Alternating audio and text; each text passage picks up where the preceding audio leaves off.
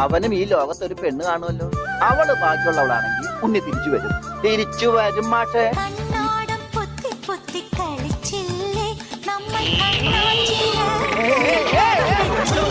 നമ്മുടെ ഉണ്ണി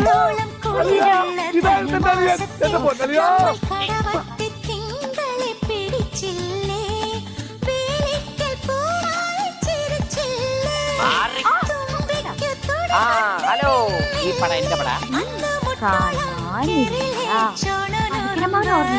പിന്നെ ആരാ?